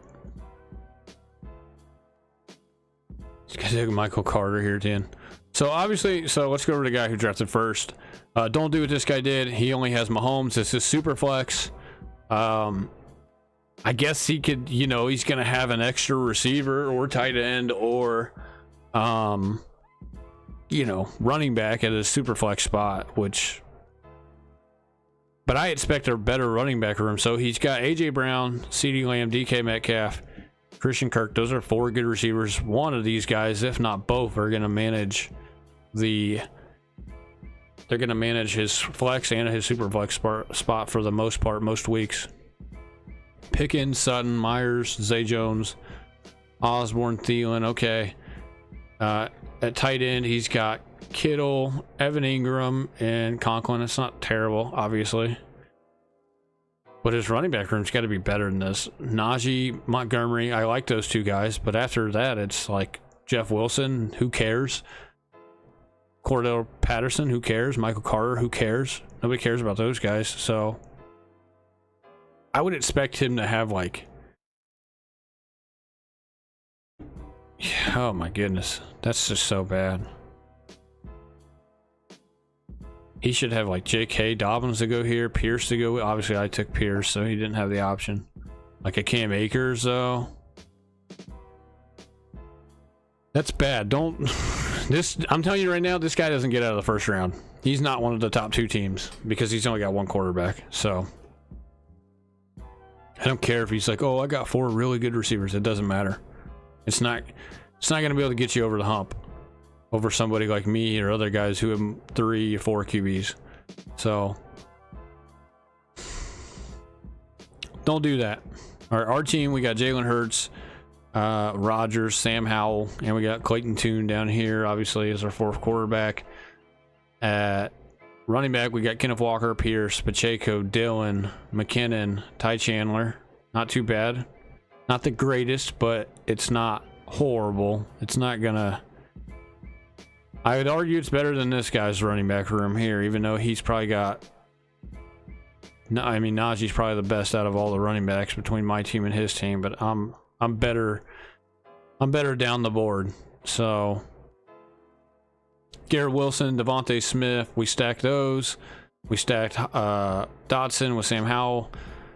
Those are 3 pretty decent receivers, you know, as top 3. Remember, we're only starting 2 receivers anyways for the most part. We got Mingo and Reed as our 4th and 5th option, which I love. That's actually really good. And then we got McCole Hardman stacked with Rodgers, Quez Watkins a stack with Hurts. Then we got McBride, Okonkwo, and Pat Freiermuth. Those are pretty good tight end room. I actually like this team. I'm very, very happy with this team. Like I said, if I wanted it to be a little bit better, I would like to have gotten my hands on Ramondre Stevenson in place of Walker. If I would have been able to do that, then this would have been a grand slam home run team. That's about the only other place that's about the only place I can sit here and be like, man, I wish I would have got that guy. Maybe I could have gotten Colt McCoy down here. That would have been better than Clayton Tune. But the guy, so figure it out, the guy who drafted third, Josh Allen, he's got Mac Jones, Tannehill as his quarterbacks. That's, that's it. I will say, I see he stacked Tannehill and Burks. That's good. You got Thornton to go with Mac Jones. I like that as well. So this actually isn't too bad from the 3 spot. So he's got Jones, Tannehill, Allen, and he's got Diggs, Stack, Debo, and McLaurin. McLaurin's not bad. Me personally, I'm taking Kirk over Debo. Yeah, man, you might even argue Brandon Ayuk or DJ Moore, obviously, as well. I would like to have gotten Christian Kirk. Actually, he could have taken Christian Kirk. What am I thinking? He should have taken Christian Kirk over Debo. That's a no-brainer. Especially if he's not stacking Debo, which he didn't. Bijan and Stevenson, that's really good. Charbonnet, Williams, Singletary. Yeah. Romeo Dobbs, Tyquan Thornton. I like Thornton. He stacked him. I don't care for Mike Thomas, obviously. You guys know that. Who could he have taken? He should have taken Sutton. He should have taken Tyler Boyd. He should have taken just about any of these receivers that went after Mike Thomas. That's crazy. I mean, I don't know. Maybe I'm wrong about Mike Thomas. I don't know. He looks like he's struggling at tight end, though. Gesicki, K. Dotton, Cole Turner. You don't see Cole Turner drafted too often. Yeah, he could be a little bit better at tight end. Like right here, instead of Singletary, take Jawan Johnson. Problem solved. Like Singletary, who cares about Singletary? He's a backup. He's playing, he's going to be the change of pace receiving back, I guess, technically, to Dameon Pierce, but you already got Stevenson and Bijan.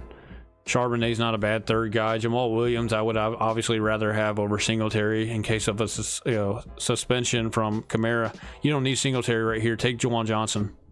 Take Taysom Hill even, I guess. Obviously, you would like to get your hands on like Dulcich or Schultz or Kmet, but it's not a bad team, though. Number 4, this guy went 4 straight quarterbacks, this is why you don't do what the guy in the number 1 spot, because there's always a couple guys that might do something like this. They'll take 4 quarterbacks. I think the guy from the 12 spot in my other draft, he took 4 straight quarterbacks as well. Herbert, Cousins, Geno, Love, those are good quarterbacks to have, obviously, but he's probably pretty light elsewhere. Andrews, okay, went early tight end. Mixon and Swift, Herbert, Chase Brown, Josh Kelly. It's a dart throw on Mixon, man. There's people out there who will defend Mixon, that like Mixon. I don't like him this year. Really don't like him if they obviously suspend him or cut him or something. I don't know.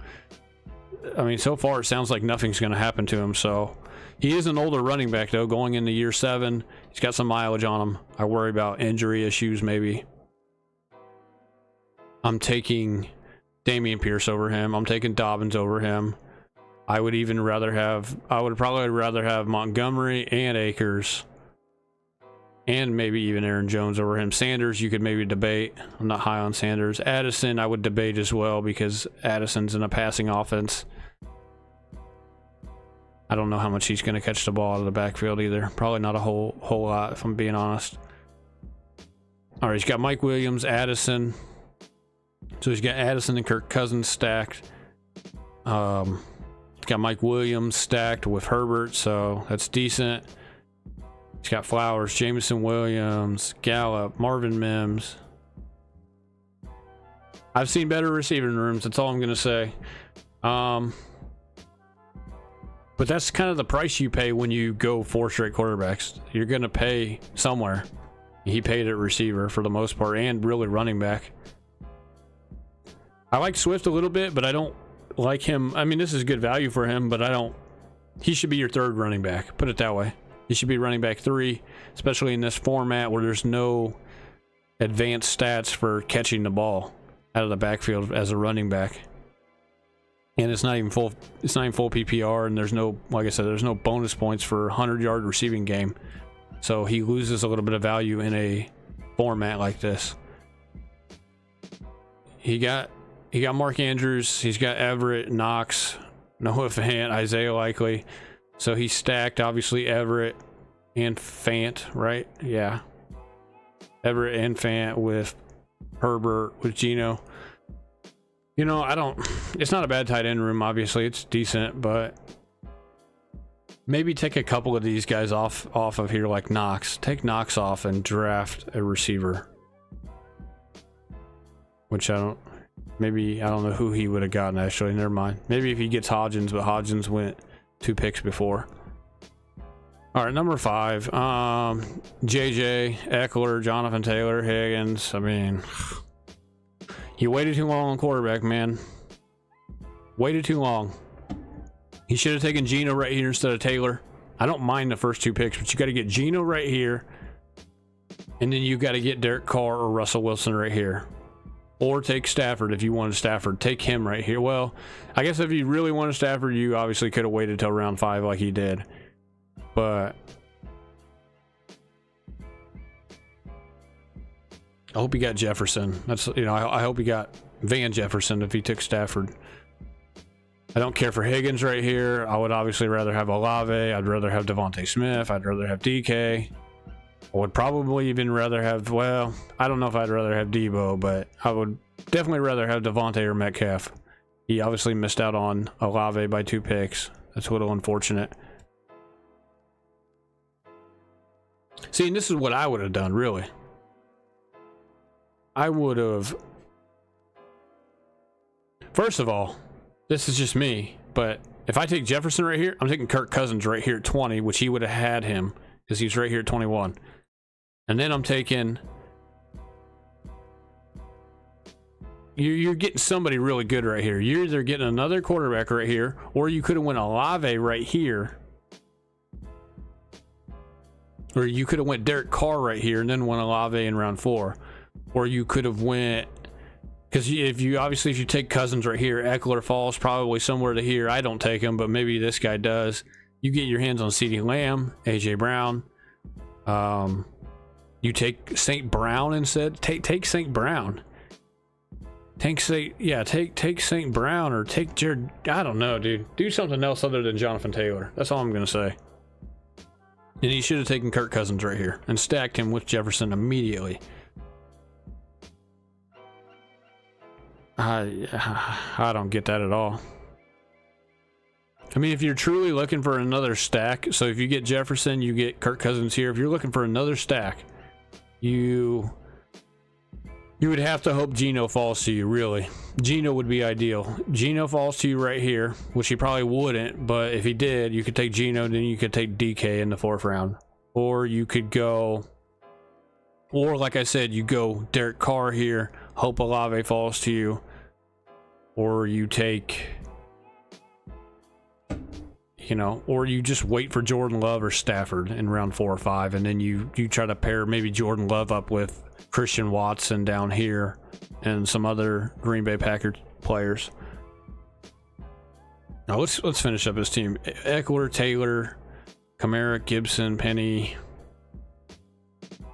He's got Zappy, Heineke. I've actually taken Zappy. I took Zappy, I think, in the last draft. Zappy, Taylor Heineke, Trey Lance, CJ Stroud, Stafford. Okay, I mean, he's got a lot of quarterbacks, but... and I don't mind Stafford, but I don't want him as my first quarterback. I'd want him as number 2, at least. There's a chance he might get lucky with Zappy. Zappy might play a little bit like he did last year. Lance, we don't know. CJ Stroud's not bad. I'd like him as a 2nd or 3rd quarterback, though. He doesn't really have a true number 1 quarterback is a problem. That's because he didn't pick a quarterback in the first 4 rounds, though, so that's what happens. JJ, T. Higgins, Hopkins, Mike Evans, Mooney, Mechie, Campbell. It's not bad. It's not terrible. Like I said, I'm not taking Higgins over these guys ever. And then his tight ends are Higbee, okay. Jawan Johnson, okay. Laporta. I don't mind his tight end group. I don't mind his tight end group at all. It's not bad. It's not bad. All right, let's go to pick number 6 here. Lamar, Daniel Jones, Goff, Purdy, okay. Brees Hall, Gibbs, okay. J.K. Dobbins, okay. Warren, Zamir White, okay. Wandell, Hodgins, Scantling, Van Jefferson, Lazard, Boyd, Bateman, Lockett. He's struggling a little bit at receiver, but it's not, I mean, I say it's not terrible. It could be better. Instead of Purdy right here, take McLaurin, take Christian Kirk. You don't freaking need Purdy if you've got Goff, Jones, and Lamar. I like his running backs a lot. I like his quarterbacks a lot. I just don't think he should have taken Purdy right here. He's got Goddard, Hayden Hurst, Hunter Henry. Yeah, okay. He's struggling at receiver though. He's gonna have to get lucky at receiver. He's gonna have to get lucky. He might be able to make up for it with this quarterback play though, maybe. I'm not taking Purdy right here, man, and not if I have these 3 guys. I'm taking a receiver because that's what he needs is a true number 1. This guy's a number 1. This guy's a number 1/number 2. Really, in fantasy, they're both probably number 2 receivers, but Christian Kirk's number 1 on his team. So is Terry. You know, could have got lucky maybe if DJ Moore fell to him.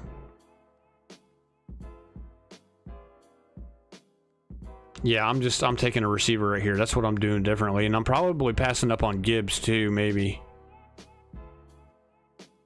Man, I don't know. I mean, I wouldn't draft 3 straight quarterbacks. That's just me. I would take 2 in the first 3 rounds like I did, but I wouldn't go 3 in a row. The only way I go 3 in a row is if I'm picking really in the top 3. Because you could still get away with getting somebody like Smith and a decent RB1 down here as well in round 4 and 5. All right, number 7, Joe Burrow, Dak, Desmond Ridder, Baker Mayfield, Sam Darnold. Okay, that's not bad. St. Brown, Olave, Christian Watson, Ayuk,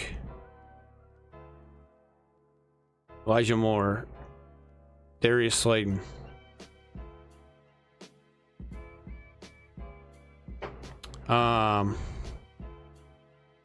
Good receiver room, obviously. Kyle Pitts, Dulcich, tight end. Maybe draft another tight end. He's got to be struggling here, running back though. Robinson, Mitchell, Roshan, Ford, Zeke, Pierre Strong, Clyde. Okay. You know, I don't mind these 2 guys. I would like one more guy to go in front of these 2 guys. I would like another guy to go in front of these 2 guys. He got good value with these 2 backs, though. Obviously. I'm not a fan of Roshan. I like Roshan, but I don't like him until that running back room clears up, until he becomes like truly number 1, you know? He's going to struggle at running back this year. Zeke who? Jerome Ford, that's not a bad guy to have as your 4th running back or whatever. Pierre Strong's not bad. I like him as well. I would want another piece of running back. I would want I would have wanted, you know, maybe you give up Olave and you take Brees right here. You know what I mean? I know that's tough, but you do have St. Brown. You do have Christian Watson. You do got Ayuk. You got Elijah Moore.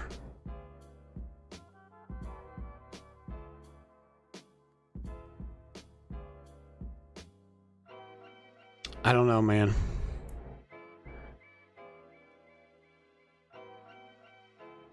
That's tough, man. That's tough. Pick number 8. Fields, Kelsey, and see, this is the guy that took Kelsey. I don't know if you go. Yeah, see, he's got Fields, Kyler, and he obviously stole Colt McCoy from me. That could be better though. You basically have Colt McCoy as your number 2 guy, so Kyler's not going to be ready until November at the earliest. I guarantee it. I guarantee it.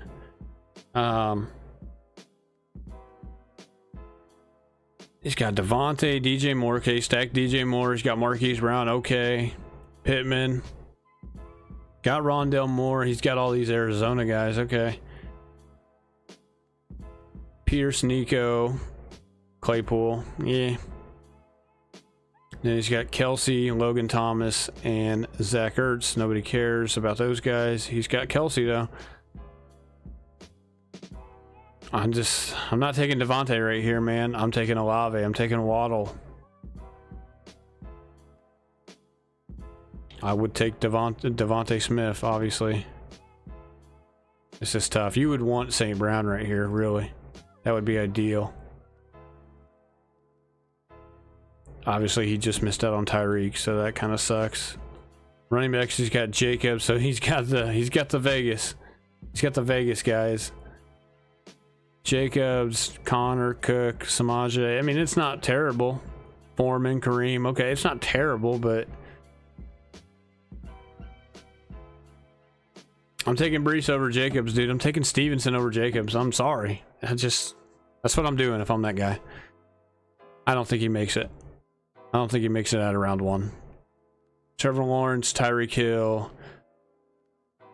Seeing this sucks that this guy missed out on Tua. It is what it is. Maybe you take Tua right here if you're going to go this route. I know I like Trevor Lawrence a lot. Obviously, I like him better than Tua, but maybe you go Tua right here if you're going to go this route.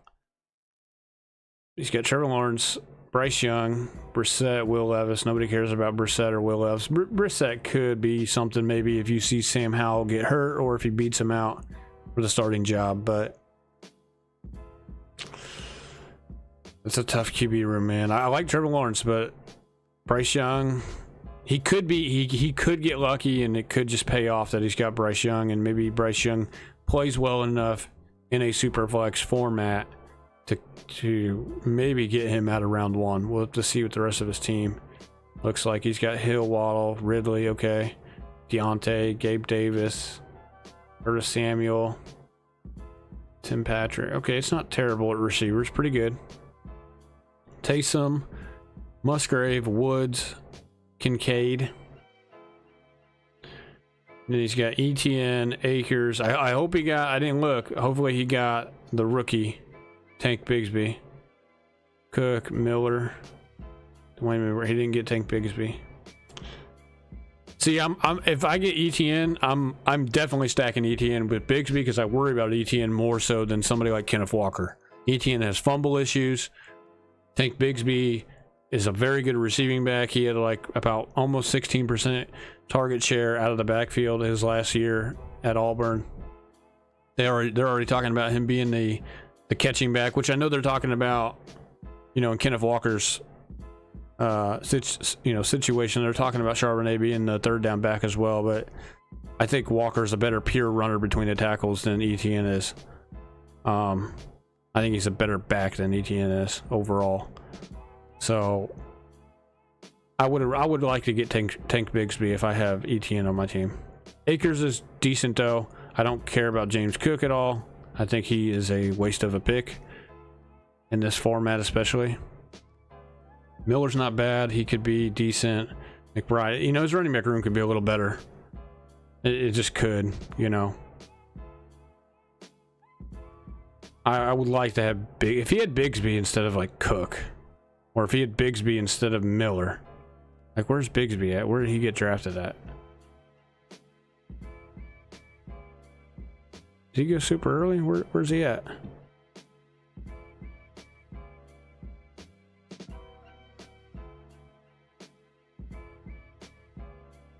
Here he is. He's right here. Round 14. This guy could have had him right here. He could have easily had him for Miller. Wow. Yeah, I'm doing that, man. I'm doing that if I'm him. That's what I would have done. All right, Capital, 10 pick, Chase, Tua, Chubb, Henry, Keenan Allen, London, Jones, Godwin. Where's this other quarterback at, bro? Mike White and Trask. No chance. This guy's got no chance. I'm sorry. You got to take another quarterback, bro. Look, this is what you do. This is what you do.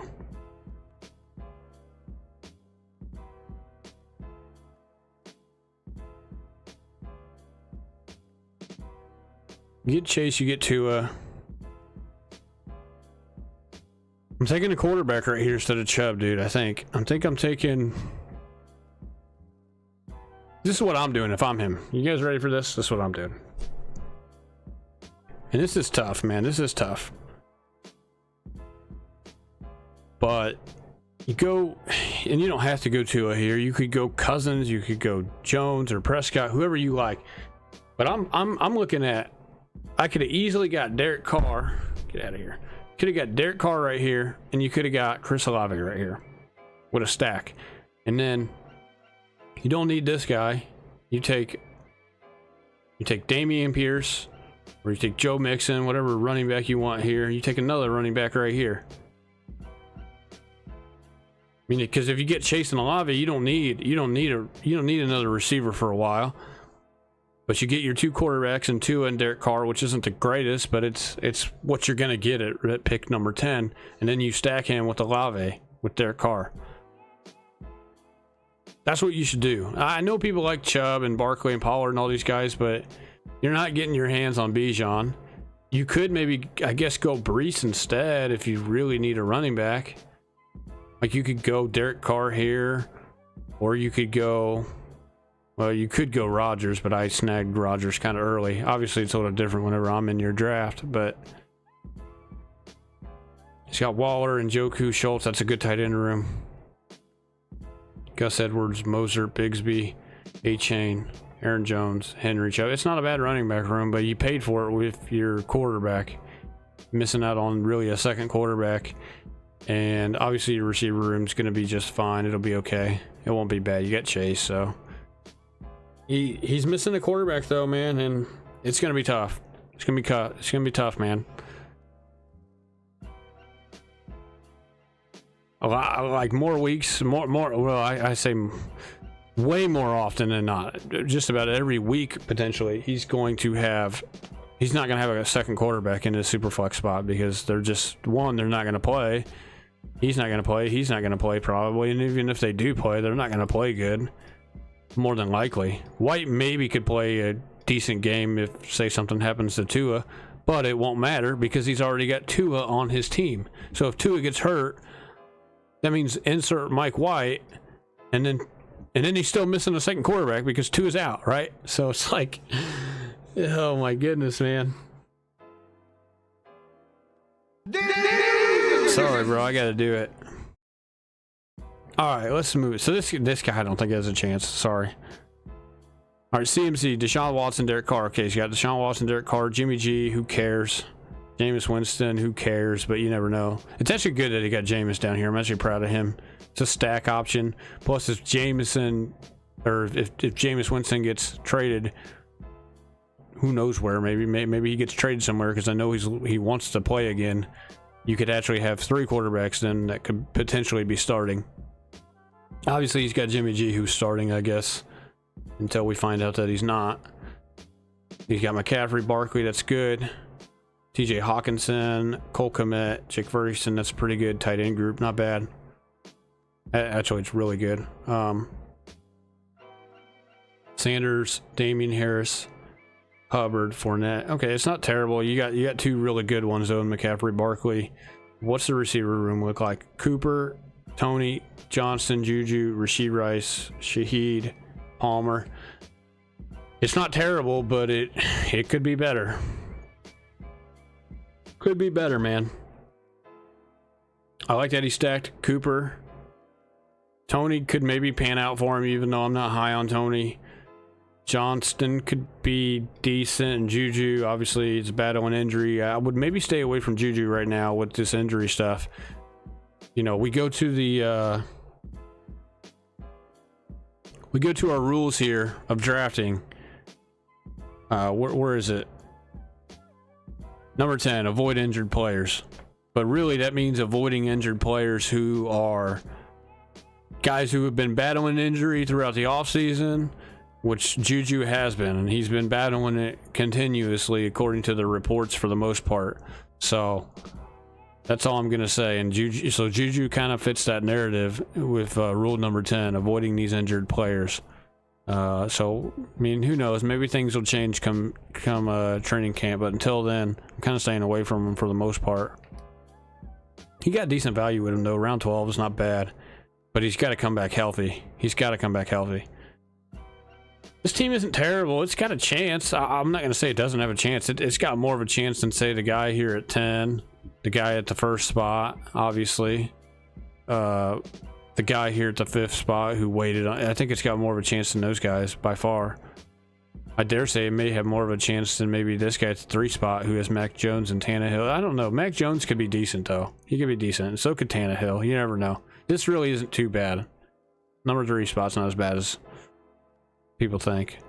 Last pick, Cooper Kupp. So let's just go over his quarterbacks. He's got Richardson, Wilson, Pickett, and then he added Stetson Bennett. Okay. Tony Pollard, Madison, Javonte, Rashad White, Algier, Gainwell. It's not terrible, but once again, dude, I'm not taking Javonte right here. I would rather take Dalvin Cook. I would definitely rather take AJ Dillon or Brian Robinson or Pete Ryan or Damon Harris. That's just me though, man. I don't know. But I mean, other people are more positive and they think that look, I said it again and I said it before, I'll say it again. But these running backs that come off multiple ligament knee injuries, okay? He had an ACL, MCL, and an LCL. Those guys don't do well. The history tells, especially those guys that have like all 3 of those. That's the inside, the outside, and the middle portion of the knee. Those ligaments that were torn. Those guys, throughout history, do not do good their first season back at all. Brees is obviously a little bit different. Just like Adrian Peterson was a little bit different. Just like Jamal Charles back with the Chiefs was a little bit different. Those guys had just the clean ACL with a little bit small meniscus. But really, it was just a clean ACL tear for the most part. And those guys, Peterson, Charles in his prime, and obviously even Brees, those guys are like all-world athletes at the running back position. I would say they're more of an athlete than Javonte. Javonte's not the same. He's not in the same tier as those guys when it comes to being an athlete at the running back position. You can go back and look at the metrics. Yeah, he's a big, strong, powerful runner. Big, strong, powerful guy. But he's not the same athlete as those guys are. Especially somebody like Adrian Peterson, who was like a super athlete. He's not going to be able to come back immediately and be effective, especially in fantasy. He's just not. He's just not. And this guy's drafting him at the end of round 9. He goes in about round 8 for the most part. I've seen him go in round 7, but he goes about round 8 in a regular draft. And so this guy should go like round 10 or 11 in a super flex league, but he's not. He's going like really not too far past his actual ADP in a 1 QB league. I'm just not drafting this guy here. Take somebody else that you know is going to play. That's a big running back like Dillon, like Cook even. Cook's going to sign somewhere. I would rather have Cook over him, even not currently being on another team. I can't stress this enough, man. But you know what? If people are going to make this mistake, that's fine. We're going to take advantage of it. So are these other guys that drafted around this guy. They took advantage of it. I do like Rashad White, I do like Madison, and I do like Pollard. But this is like a waste of a pick, in my opinion. This could be another receiver. This could be another running back. This could have been... I mean, it could be another quarterback, but it wouldn't really be worth your time. This could have been... Let's see who he's got here. He's got Russell Wilson, Anthony Richardson. Where is Cortland Sutton at? Sutton's right here at 121. He could have taken him a little early, but I would have taken Sutton to pair up with Russell Wilson. That's just me. That's what I would have done. He's got Jerry Jeudy already. Take Cortland Sutton. You have Jason. You have Cooper Kupp. I mean, what are we doing here? What are we doing right here? Where is I don't really care about these guys for the most part. I was gonna say maybe if like Pickens or Deontay. Deontay actually went way down here. Tight ends. He's got Irv Smith, Michael Mayer. Holy cow, dude. I don't know about that. He's got Sky Moore, Odell, Chark, Shakir, Nakua. It's not bad. The only thing I really have an issue with is this pick right here, is Javonte. Everywhere else, it's not too bad. I will say, I'm probably taking Cole Kmet. I'm probably taking Dulcich, especially if I'm taking Dulcich over Irv Smith. I'm probably taking Dalton Schultz and, oh wait, he didn't have a chance with these guys. Never mind. This is on the way back. This is unfortunate then. It's unfortunate he got stuck. If he gets like Dulcich right here to stack with Russell Wilson and Judy and obviously Cortland Sutton, which is who he could have had, you know, we're having a different conversation. He just missed out on these guys. But see, instead of Odell, which I'm not a huge fan of Odell, maybe you take somebody like Dulcich or Okonkwo or Schultz or Kincaid, whoever you want, somebody that's better than Irv Smith, that's more proven than Irv Smith. Irv Smith, I'm not saying he can have a decent year this year, but, you know, I got to see it first. The guy's been really a bust of a pick out of Alabama at the tight end spot. I think he went in the first round too. I'm not quite sure. Let me see where Irv Smith went in the draft. I think he went in the first round.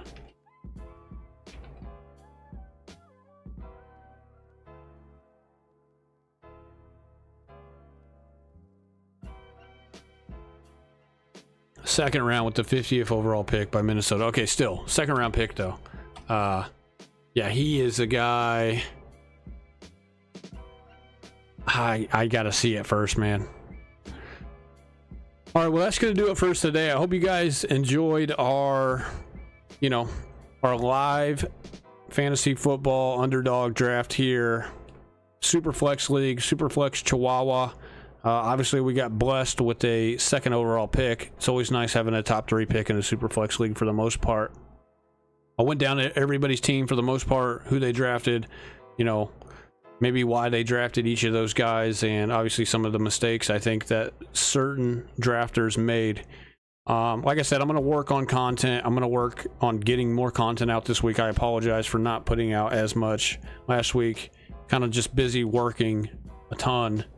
So we're not to the point, you know, to where we can do this full time yet. So, but yeah, I hope you guys have a good rest of your day, and we will catch you guys probably Tuesday or Wednesday. I'll probably take a little bit of time off from work one of those days to do another stream with you guys. Hopefully, we'll go over some news if there's any news that breaks. And then obviously, I'm going to go over draft strategies for the Superflex. We'll put videos out for that this week. And we will also, I'm going to try to get this out tomorrow. If not, at the latest Tuesday, I'm going to get this recording out. We're going to go over the QB tiers list. This will be perfect too. I'm going to try to get this out actually immediately before I do the Superflex videos. That way you guys know which QBs you guys want to take for the Superflex drafts. So with that being said, yeah, we'll try to get that out immediately, and we'll catch you guys tomorrow or Tuesday. Okay, and so like I said, it just depends on which day, if there's any news breaks. So I'm out of here. You guys have a good one.